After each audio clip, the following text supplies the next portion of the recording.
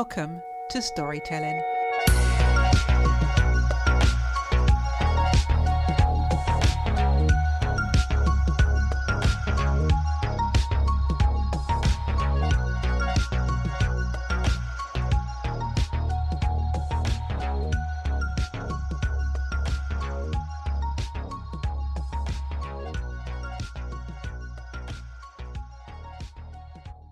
This week's guest is a lifelong student of Murphy's Law, majoring in victim of circumstances. She's turned life's chaos into comedy, sharing her hilarious misadventures in not one but two books. The first is Burnt Glove Boxes, Embracing Life When It Goes Up in Flames, and her newly released Burnt Glove Boxes 2, which was released in January 2025. When she's not writing, she's entertaining friends and family with witty one-liners, silly dances, and spot-on impressions of Ethel Merman and Yogi Bear. A licensed clinical social worker with over 20 years of experience, she's on a mission to help others find the funny in life's challenges. Please welcome Gina Ramsey. Hello, Gina, and welcome to the podcast. Thanks for having me on. I'm so excited. Gina, between Burnt Glove Boxes, bug invasions and saltwater soaked corsets, your life sounds like a masterclass in handling chaos. Do you think these mishaps have shaped your outlook on life, or were you always someone who could find humor in disaster? That's a great question. I think I get my humor from my dad. He always seemed to joke about things, laugh about things. So I don't know. I think that's kind of innate in me from when I grew up. Because I never really looked at things and said, well, you better look at it nice and you better look at it in a happy way. I don't know. I've always been able to find humor in things. And I think that came from my dad. Gina, your book, Burnt Glove Boxes. Yeah. Intriguing title. Can you tell us a bit more about it? So I have two books. I have the one, Burnt Glove Boxes. It's volume 1. And then now I have the second volume, which released in January. The first one released in 2023. But they're short essays of life's mishaps. So some folks are familiar with the term Murphy's Law, and which means if it's going to happen, it's bound to happen to me, or if it's, that type of outlook. Basically, it's Murphy's Law scenarios, mishaps, conundrums, crazy stuff, some poor choices, but how these things unfolded. And some have quite a few layers of unfolding. And really, the books encompass all the stories together, encompass the importance of finding the funny in life's mishaps, or even the positive, if you can find a positive when a mishap is happening in life. Your stories make life's worst mishaps sound really hilarious. Yeah. What's a moment from your book that was not funny at the time, but is one of your favorite stories to tell? A lot of them aren't funny at the time. A lot of them I wanted to cry or scream in the moment. Again, it's one of those things where you give a little time and you take a step back and you're like, oh, that's kind of weird that happened. In the newest book, I think one of the funniest stories, and I'm getting a lot of feedback on this one, but my husband and I had gone to a event for our town. It was the cultural festival and they did it annually. And we stopped at McDonald's to get breakfast. We went through the drive-through, and he usually will get the sausage burrito. So we're eating on the way, got our food done, went into the cultural fest, spent a few hours in there, just kind of perusing. And this thing draws hundreds and hundreds of people, the radio, the news. It's a big event. And we finally had our stimulation overload with all the music and people. So we left and we went back out to the truck to go home. And he put his seatbelt on and he noticed something on the crotch area of his jeans. And here it was the sticker from the burrito. McDonald's puts this round sticker on the burrito packaging, but it said sausage on it. It didn't say McDonald's. It didn't have the McDonald's golden arches on it. So he walked around this entire event for a few hours with a sticker that was probably, I don't know, the size of, a golf ball, maybe bigger, that said sausage on it on his crotch area. Can I take you back though? Because when did you realize that these moments were hilarious and that you would put a book together? How did that come about? Yeah, so I would have these experiences that would happen, and I would tell my friends and my coworkers about them, and they would laugh. It was like morning story time, and they're like, "Those stories are hilarious. You should write a book." And that's a lot of people say that you should write a book one day, right? And I thought, that might be a good idea. This would be like really cool to write a book, put this out into the world, and bring joy to our world. If I can do it by telling the stories, maybe I can do it by writing them. It was about 20 some years ago. We had a glove box in our car that actually burnt. And when that happened, I knew that was the title to my book. I just immediately said, that is the title to my book, is Burnt Glove Boxes. And I went home and I typed up all my chapter titles. I carried that around for me in a folder that I wrote Burnt Glove Boxes on for years.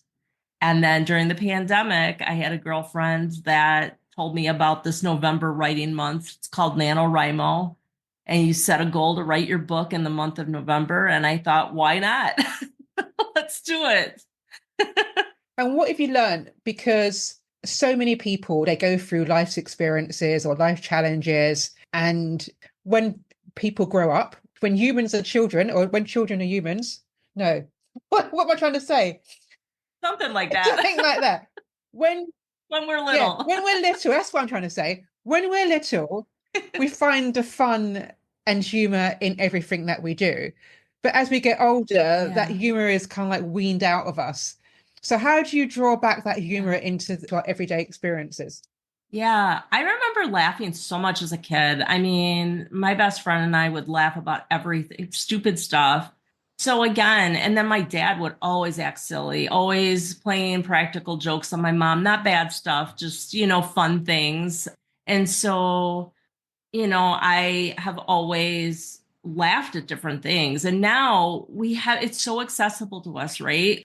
We have memes, we have the little reels, the little videos that we can watch, television, I don't know, America's funniest home videos. I don't think some of those are funny, but but we have so much accessibility to funny. So I just tend to gravitate to the funny. Now, it's not always. I mean, there are some, I tell people, like, I am not with these books trying to tell people that if you have this horrible traumatic thing in your life, that you should be laughing, that you should be finding the funny in it, because there are some things in life that just are tragic. And I'm not finding those humorous. But some of the lighter stuff in life where it's like, you've heard the term, don't sweat the small stuff, right? Some of these things are small stuff. And so I don't know. I guess I'm trying to lead by example for folks. Yeah. And you're right. We used to laugh as kids, and there's science that says hundreds and hundreds of times in a day.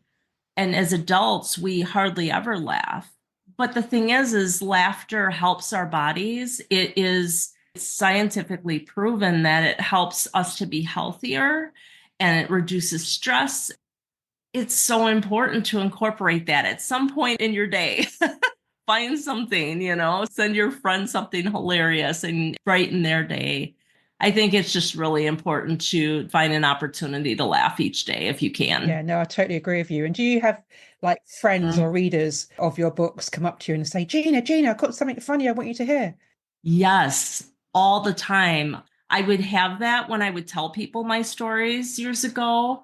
I had a intern at one point tell me she knew the end to my story that happened 25 years ago. And it was a corn story with my husband with a cornfield. I'll leave that to the readers. I'm not going to do any spoilers, but I was like, what? How do you know the ending to my story? But yeah, I have people, even readers that come to my book signing events and they're like, oh, I got a story about my dog. And so we're exchanging this laughter, right? It's creating these ripple effects. And I mentioned that in my first book, the importance of creating these ripple effects. Globally, there's so much going on and so much heaviness. And we can't possibly fix that thing, right? That those things, those huge things, it's bigger than us. And I think if we even think to do it, it becomes very overwhelming and dark. But we can start in our small community, in our small circle, and start spreading those ripple effects. And by that, we're creating little change every day. So, if you could give an award to the biggest disaster from your book or from both your books, is there one that you would choose? I have so many. One that comes to mind is, and this is in the second book, is we had a car. It was called the Plymouth Breeze, and we never had a great track record with vehicles. And so we finally got this car. It was used, but it was newer and it was mint condition. It wasn't very old. And so we purchased this car. And we had no idea that in the consumer reports, we'd find out years later after the fact that it was one of the worst vehicles of that brand in that year that had been put out. We had constant oil seals breaking on it during the winter time. And one winter, we went down to see my mom in Illinois. And just for your listeners, we lived near Chicago originally. And then we moved up north to Wisconsin. And so we drove with the kids on New Year's Eve. We always went to see my mom. And on New Year's Eve, we had the main rear oil seal that busted on the car while we were in Illinois. And we had to figure out if we were going to try to get the car back to Wisconsin or be stuck in Illinois because we had our jobs to go to. We decided to try to get it back to Wisconsin. So every 37.5 miles of this drive of over 200 and something miles, every 37.5 miles, the oil light went on. We had to stop the car and put 4 quarts of oil in the car. And it was frigid weather. It was like one of the coldest nights. My mom and my aunt followed us in their car, and we made it home on time for the ball drop in New York. Wow. But our car was black. The next morning, it was like just an oil slick from the oil, just like, yeah, so not good for the environment, but yeah, we're so glad to not have that car anymore. It was pretty crazy. So your books are a mix of hilarity and heart. Yeah. What would you say is the thing that readers will get most out of reading your books? Yeah, I would say that it's one of these things where with the oil thing, with the car, I was sweating bullets. Like, are we going to get home? What's going to happen? Right. And then even when we did get home, what are we going to do with this car? And we need our car to get to work and all of this stuff. So trying to work through those hard situations in life. I think the biggest thing, and it's so funny because this is like really coming to me right now, but we as a family work together through these scenarios. We just band together and we figured it out. And then later on, of course, we found the funny in it. But I think that's the biggest thing. Like, depend on your people around you, figure it out together. And things can get figured out. In the moment, it might feel like it's very hard, but you'll figure it out and it'll be okay. And I think that's really important because when we're in the moment, as you were with your car and the oil and everything, which I hope is a situation that I never have to experience. Yeah. In that moment, it's hard to see the funny in that until after the event, you look back and you reflect and say, wow, I can't believe I experienced it. We got through it, but how funny it is that we had to experience that in the first place and how we managed to get through it together. Yeah. If you don't have to experience something like that on your own, then have people around you where you can. Yeah. Or even afterwards, some people, I'll call my best friend and say, this really crappy thing happened. And, she's always there to say, wow, that's really hard. I can't even imagine but it's going to be okay. And call me if you need anything, you know, have those people in your life. It's so important. Gina, you've written 2 books. Hmm. Do you think there's enough stories for further books down the line?